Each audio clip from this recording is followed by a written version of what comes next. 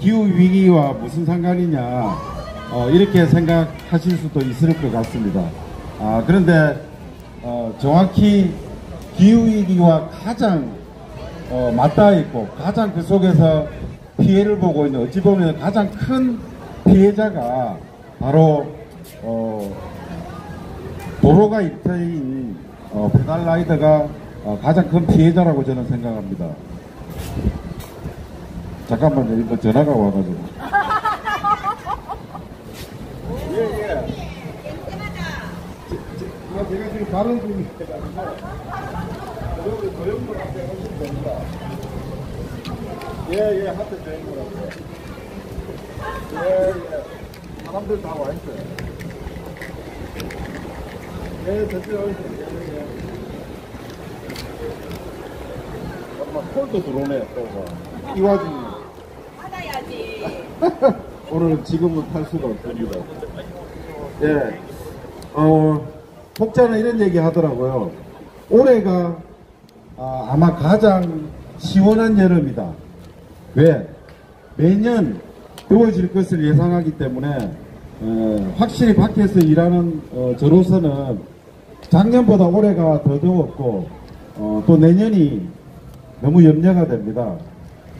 사실 페달라이더는 도로가 일터이기 때문에 하루에 10시간 내지는 12시간 이상을 오토바이에서, 특히 아스팔트에서 지내는 시간입니다. 폭염경보가 발효되고 또 땡볕뿐입니까? 올해도 또 유독 비도 많이 하고 요새는 게릴라 폭우도 실제 많이 내리고 올 7월인가 모 언론에서 이런 기사가 났습니다. 사진과 함께 많이 회자가 됐었는데요. 라이더가 허리까지 물이 차는 도로를 건너면서 음식을 한 손에 들고 음식을 젖지 않게 하기 위해서 하는 그 장면이 언론을 통해서 보도가 됐습니다.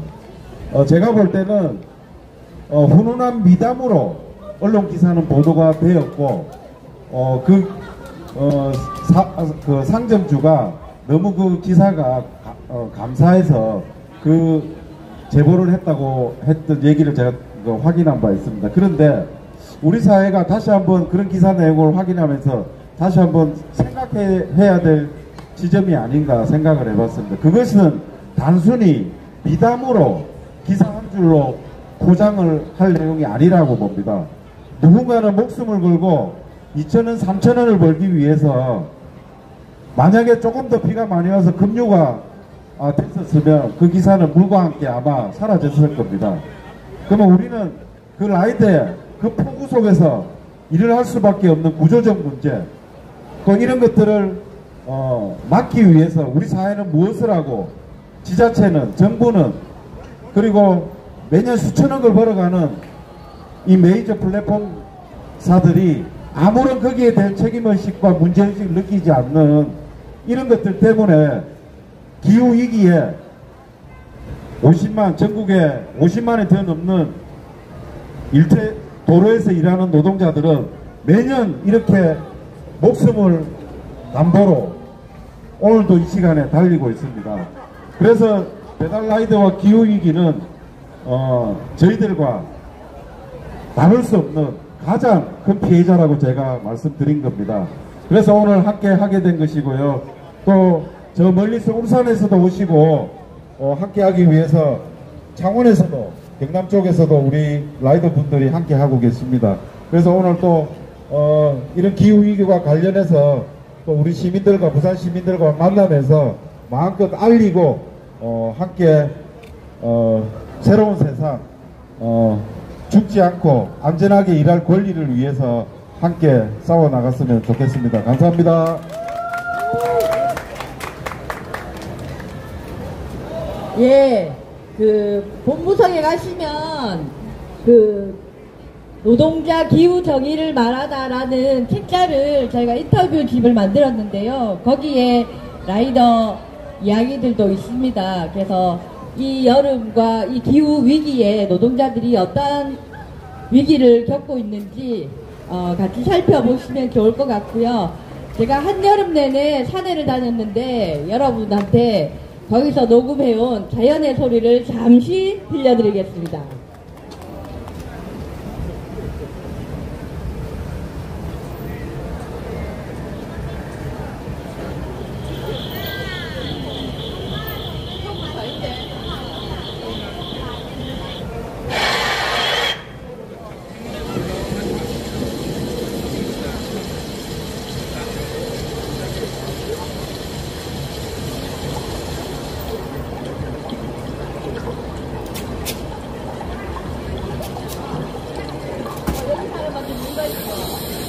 그 자연의 소리를 들으면서 마음의 평안을 잠시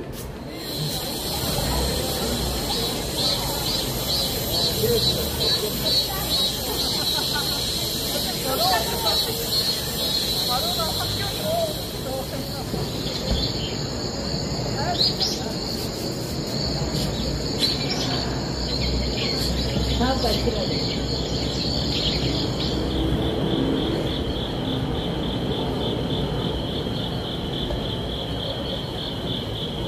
네, 멀리 계신 분 잘 안 들리시겠지만, 여름에 빗소리, 그리고 매미소리, 그리고 바람소리, 새소리, 그리고 이제 가을이 왔다는 생각에 귀뚜라미 소리까지 넣었지만, 아직 가을은 오지 않은 듯 보이기도 합니다.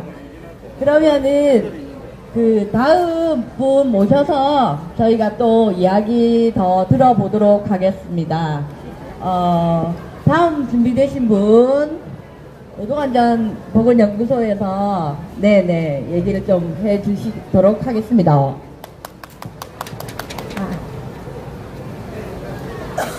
반갑습니다. 9.27 기후정의 행진에 오신 많은 분들께 소개해드립니다.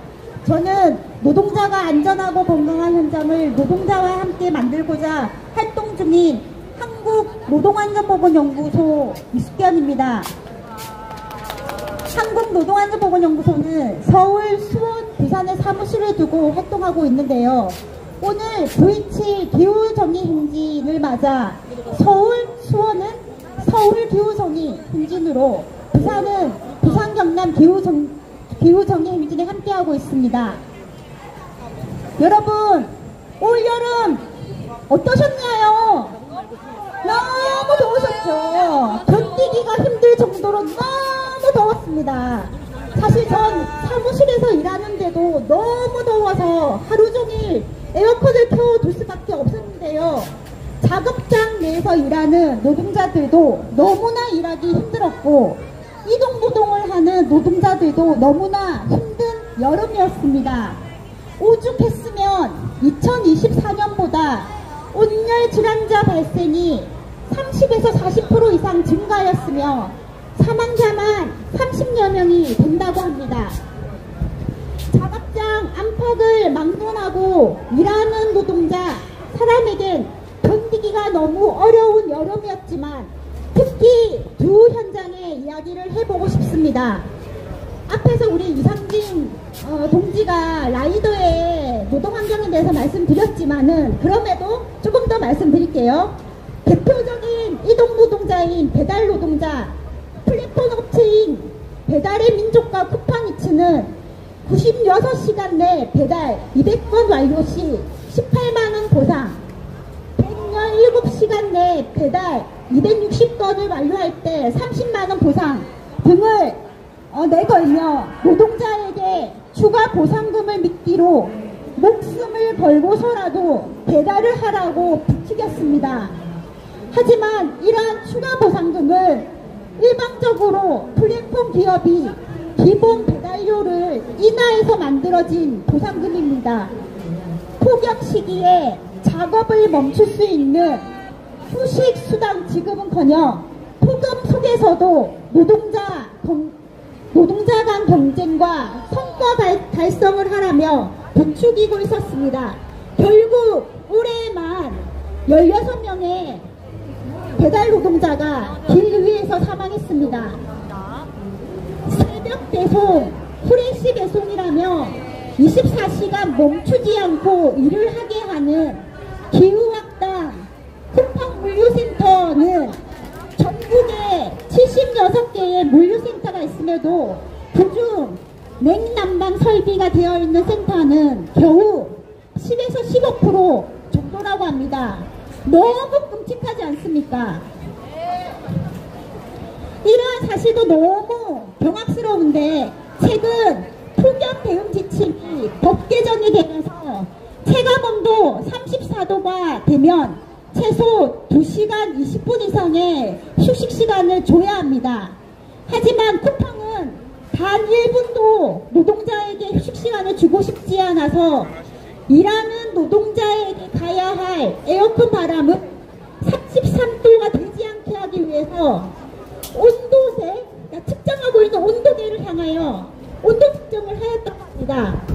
심지어 한 물류센터의 경우 한 층으로 되어 있는 작은 물류센터임에도 여러 개의 구역으로 나누어서 온도계를 설치하고 33도가 넘는 구역만 어쩔 수 없이 휴식시간을 줬다고 합니다.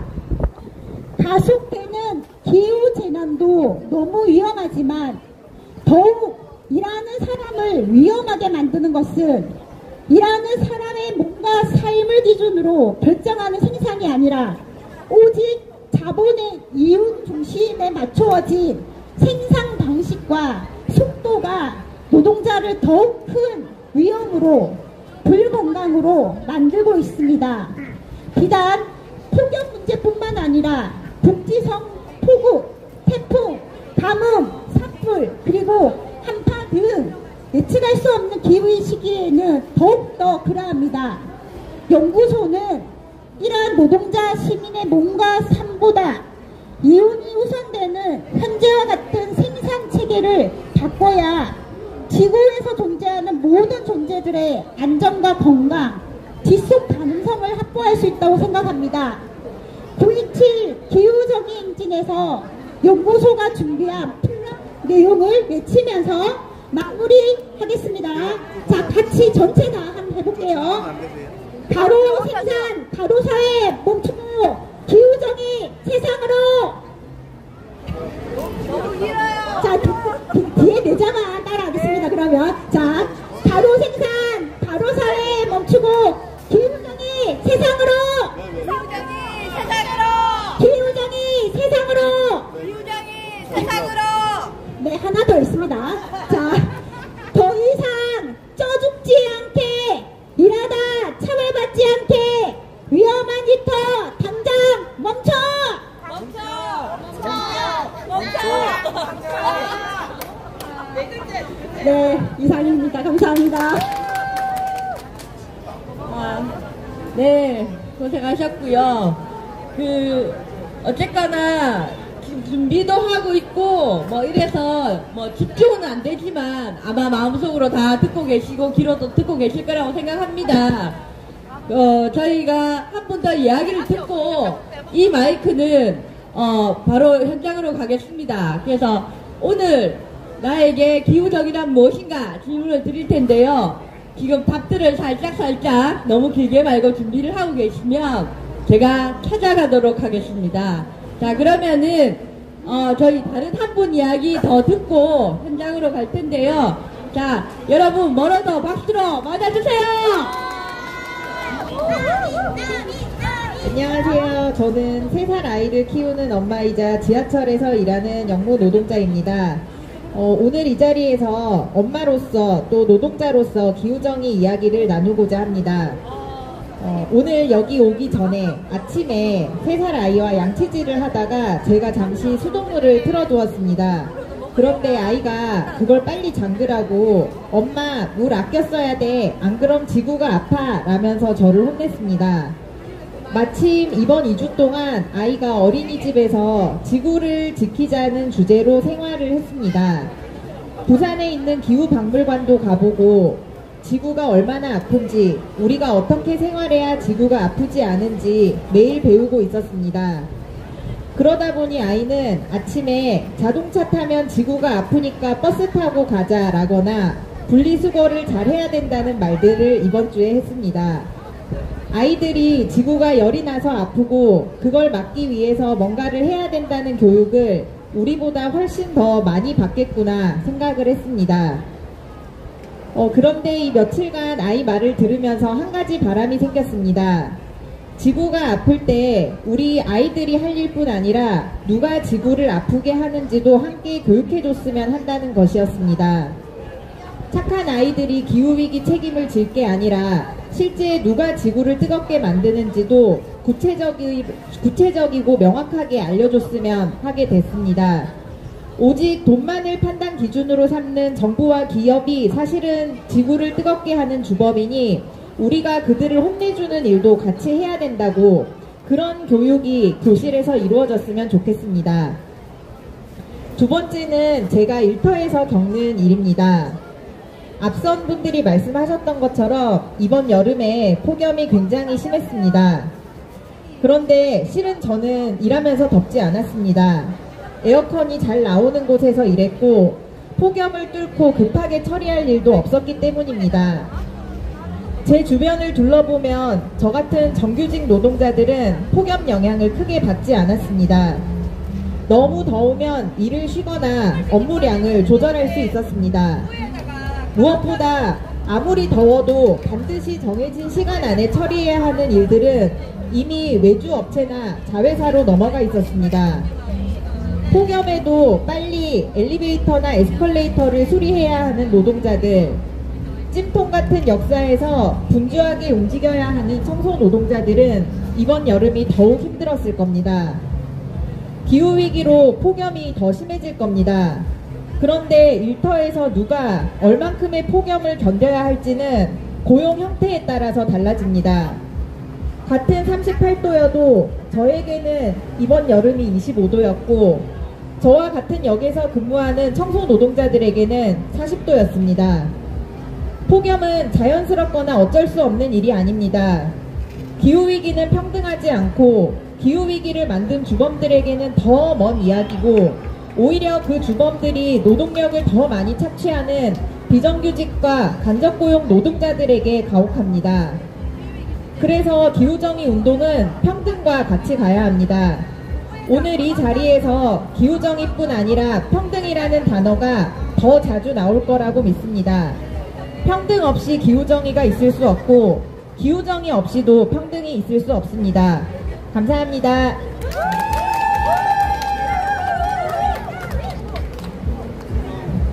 네, 그 삶에서 들려주는 생생한 이야기들을 저희가 들어봤는데요. 이렇게 마치기에는 저희가 조금 아쉬워서 바로 부스에서 몇 분만 나에게 기후정의란 무엇인가 이야기를 들어보도록 하겠습니다. 따라오시죠. 안녕하세요. 나에게 기후정의란 무엇인가? 자, 선생님, 한마디 해주시죠.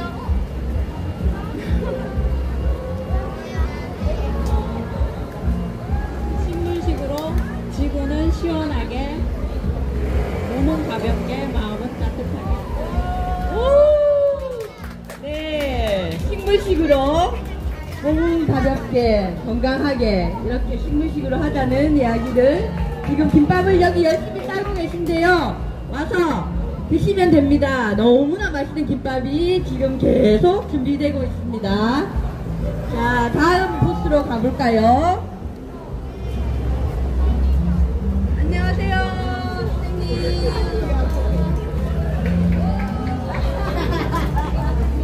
떠날게요.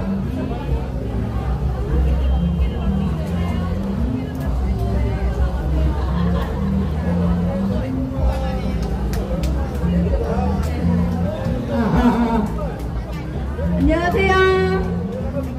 자, 여기도 저희가 왔습니다. 여기도 농장인데요. 들리실지 모르겠는데, 자, 여기도 질문을 던지겠습니다. 나에게 기후정의란 기후동지 사진.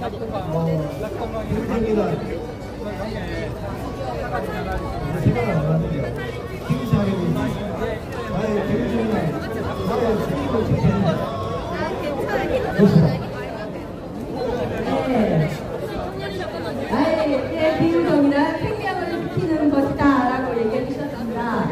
여기 너무너무 다들 바쁘셔서 저희가 더 진행하는 건 안 될 것 같고요. 본대에서 이야기를 듣고 또 승진하면서 또 더 많은 이야기들을 듣고 나누면 좋겠습니다.